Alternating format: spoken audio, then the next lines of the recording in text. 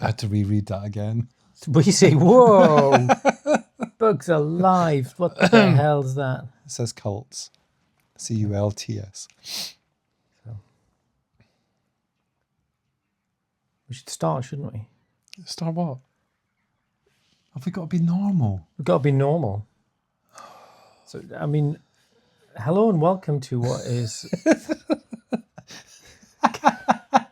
Some random rubbish on the internet. This is a very specific episode of the Adoption and Fostering podcast with me, Al Coates. And me, Scott Cass and Rennie. I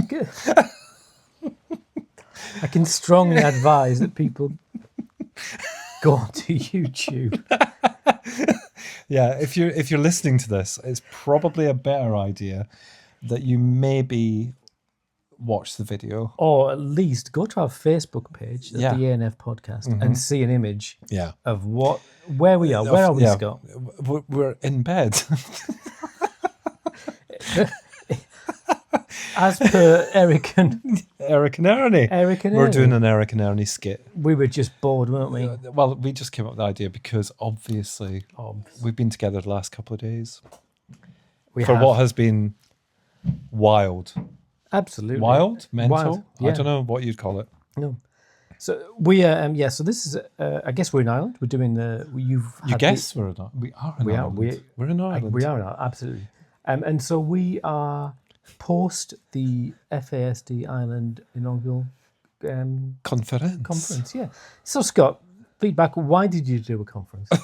I don't know. I'm asking myself the same question right now. I have no idea. So, you know me. I love a conference, and I love to organise a conference. And I've never seen your eyes shine so bright than you sat in front of a table of lanyards. That's very true. Love a lanyard. Love a lanyard. Love a conference hashtag as well. But anyway, do you know? And it's funny because today was for many reasons, it was a landmark day because when my brain did its thing a couple of years ago, one of the things that struck me when I started to recover was, I don't know if I'm going to be able to do the things I did work-wise again. It was a real comma, wasn't it? Yeah, it was. Where will this end up? Yeah, exactly. Because, the blood pressure, the stress, blah, blah, blah, blah. Yeah. And conferences to organise are quite stressful. Notoriously calming. Yeah. So that was the first thing. And then the second thing was we always wanted to do a conference. And I think, I'm fine at the moment. Yes, there's been times today where I've been quite emotional. Actually, Tris and I have both been quite emotional. But today came about in February time because last year, obviously, our funding didn't come through from the government, blah, blah, blah, blah, blah. And one of the things on there was a conference, actually attending a conference, which we managed to do because Tris and Rob went to Seattle. Mm-hmm. But we also had to do something for ourselves as well as part of the funding agreement. So we came up with the idea to have our first conference. And I mean, I don't know, you were there. Describe it as somebody who didn't organise it. So I think what is interesting is that I think in terms of my own family and my own life is really the skills, even now, like 15, 20 years on from our children moving in, I'm starting to focus in on actually the impact of drugs and probably alcohol on my children. And I think that going there today, there was that really healthy blend of people who were living this, people who were impacted by FASD on a personal level, that's their story, but also parents and carers who are supporting children. And again, that they're in that process of the scales falling away from their eyes and they're going, crikey. But then this group of professionals who weren't just, they weren't just, what was unique is that you were sharing the stats. It was 208 people signed up for it. And 207 we had. And 200 came, confirmed. which is amazing. Yeah. And then... bang on 200. But it was international. Yeah. And then the benchmark conference for FASD only get 350. This is your first one. So it was, coming away from it, I sort of thought, my goodness, there's lots of really key snippets that I just never really clicked. And I think one of the things with FASD is it's just wholly preventable.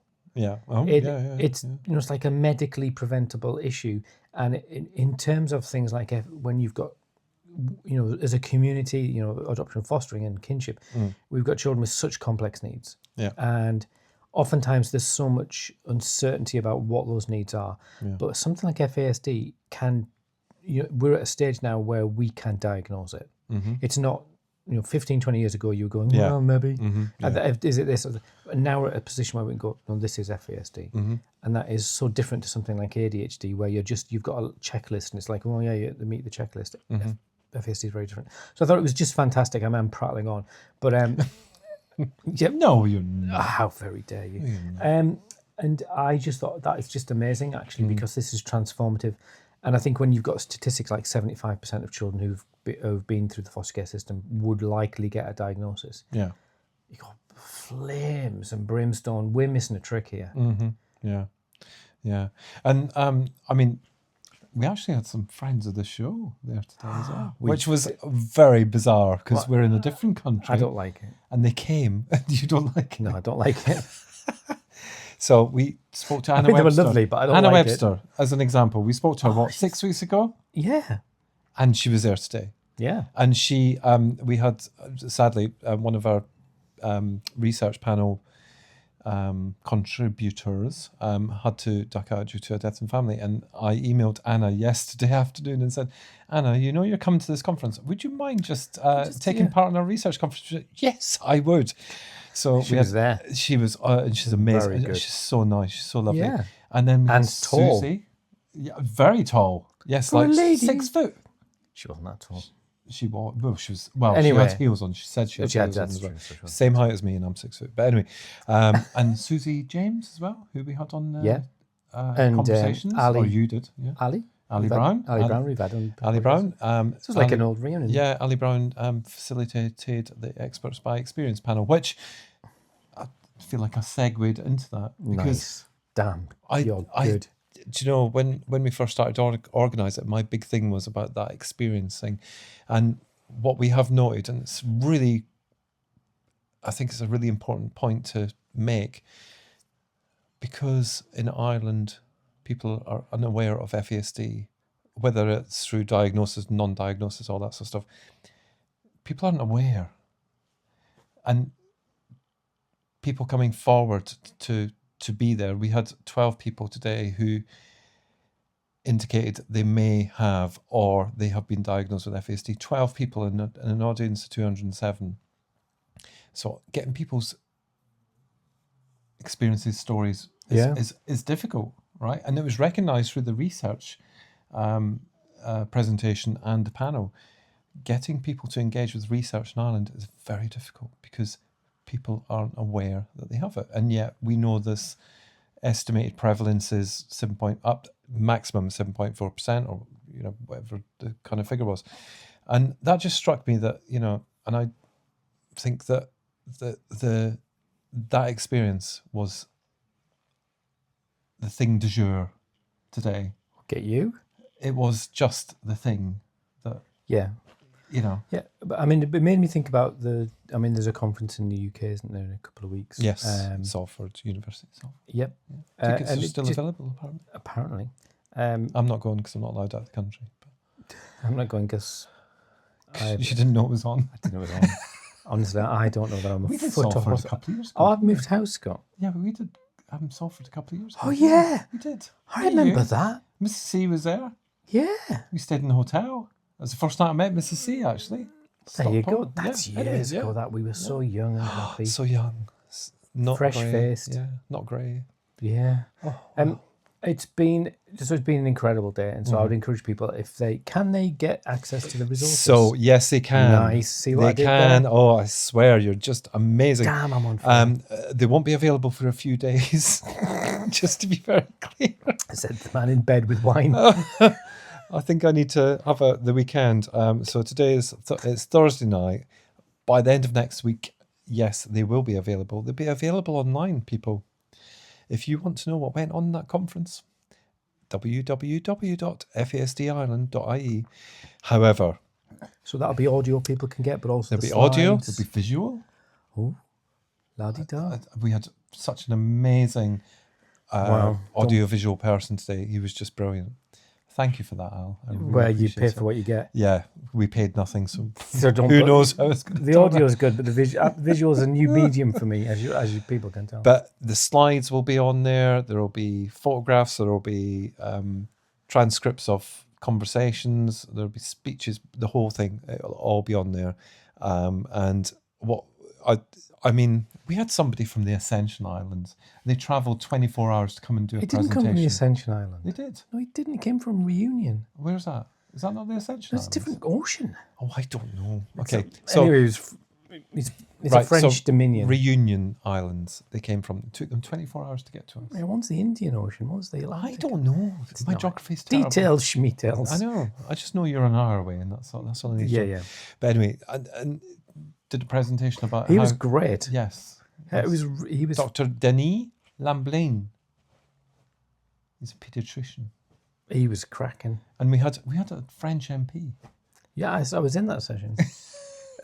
Denis. I was too busy organising. No, Denis came up to me and went, "You need to come with me now." I thought, well, who am I to say no? Okay, do I really have to? Okay. Yeah. What are you holding there? No, amazing day, fantastic, buzzing. Now looking forward to a chill, relax, and to actually wonder what my job is from Monday. Well, yeah. This has just taken up my life. Your life will be ashes and tears once more. So, can I share my news with you? You can. Well, we've not actually talked since I released my Churchill Fellowship, but I'm like dog muck and that's everywhere. Yeah. But so we can maybe do that another time because it's ongoing and it's not. But and it smells as well. Dog muck smells. Does it, like my mother would say, you get everywhere you like dog muck. I've moved house, Scott. I know you have, Al. Oh my goodness. You're living with me now. In our little double bed with our blue duvet cover. Like Eric and would you be Eric or Ernie? I don't know. What's the difference? Well, one is funny and one's straight.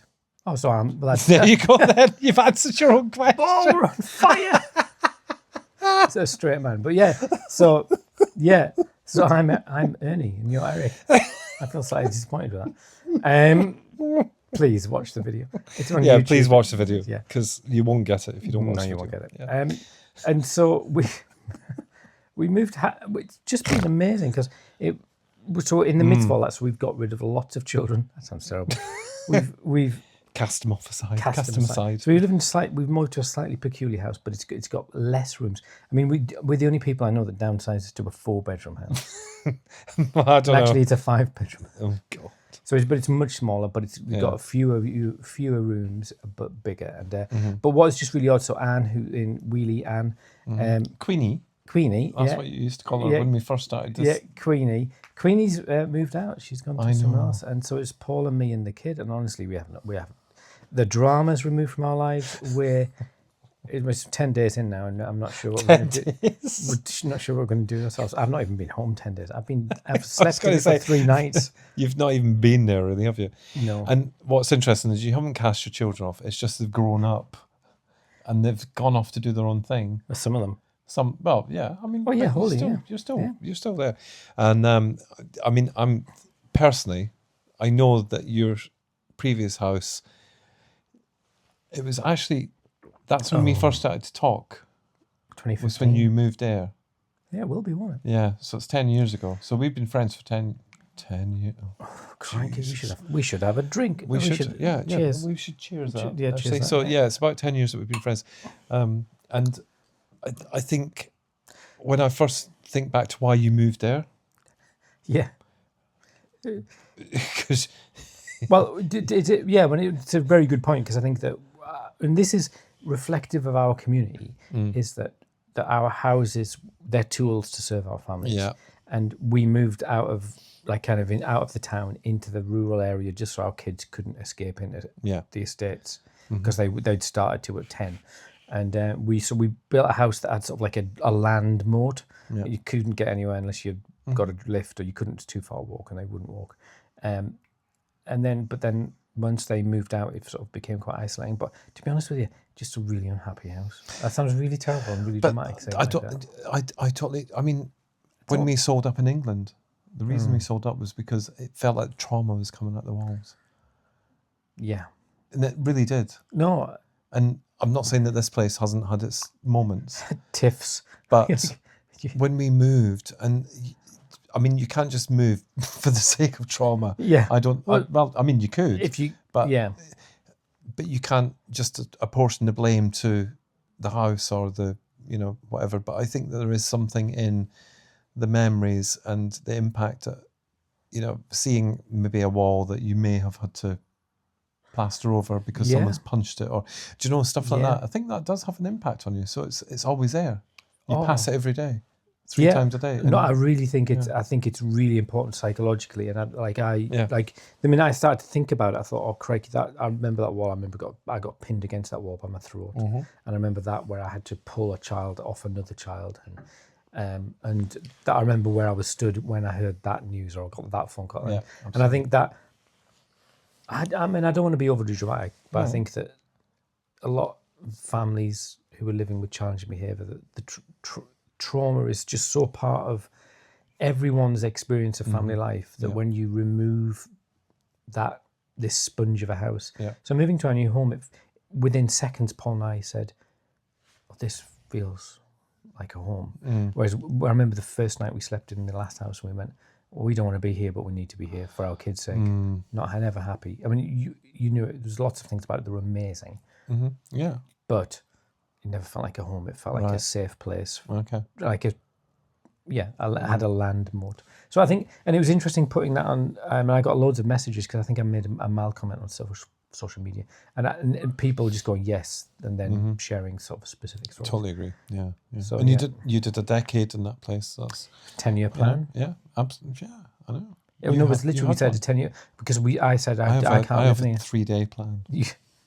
I've got the next 45 minutes plan. That's as far as I can go at the moment. But it's been really interesting, and it's made me sort of reflect a bit as well about much other stuff as well, because I'm conscious there's new people coming up in the adoption community and new voices, and just thinking, well, I'd fit into all of that. And I think this stuff around the because we spoke to Ewan and Claire, well remembered.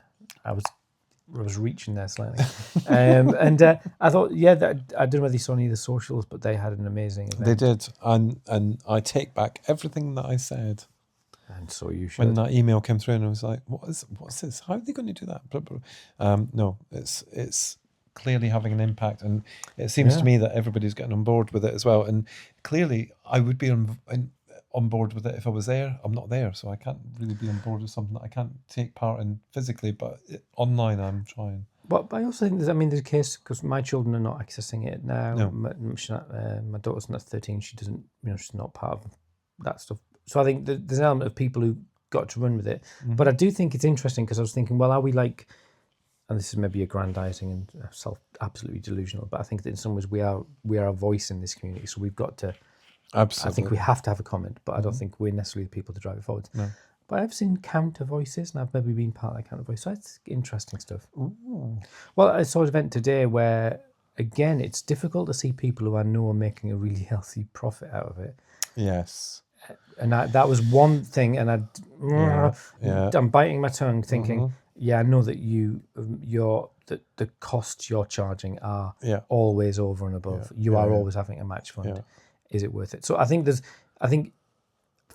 just getting the money back isn't going to fix the ASF. No, absolutely not. So let's not believe it is. We need to have scrutiny, and we need to have a higher level of ASGSF, not the ASF. Oh, get you with your keeping me in check. Honestly, I just got to keep you in line, mate. You are. So, what time do you get up? This morning? No, now, tomorrow morning, if this is us bedding in for the night. Yeah.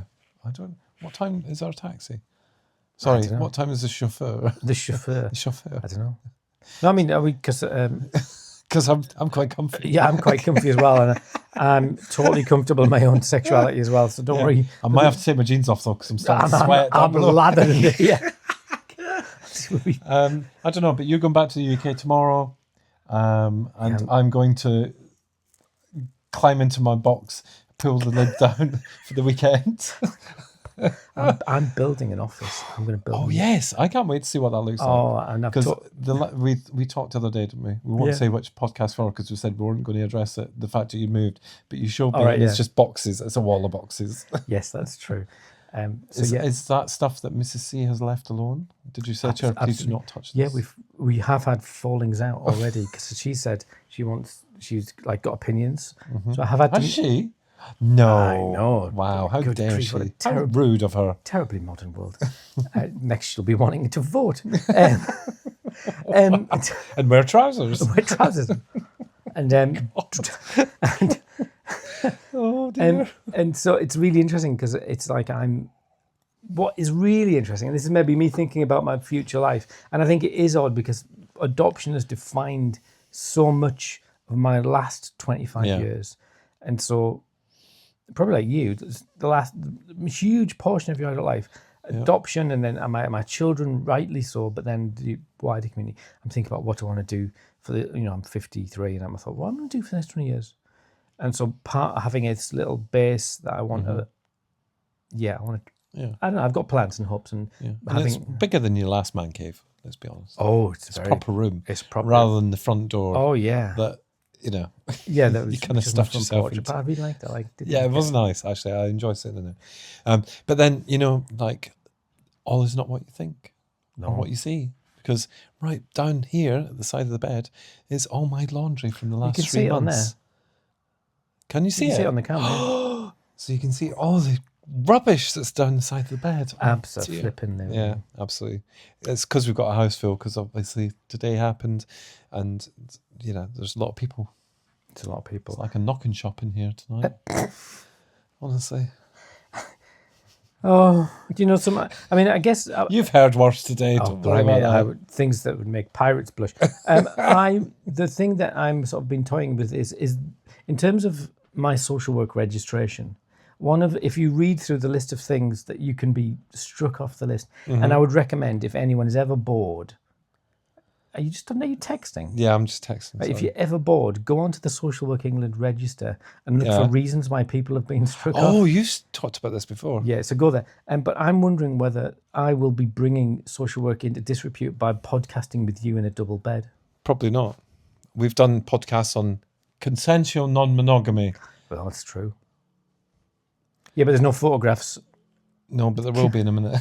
There's clearly photographs of this. Yeah, actually, I was going to do that because I thought, we should just do a photograph. I was going to send it to your wife. There you go. Let's return. This is podcast gold. Well, on that note, Scott, I think we should go. I think we should. And as always, Bon Jovi. Anchovy.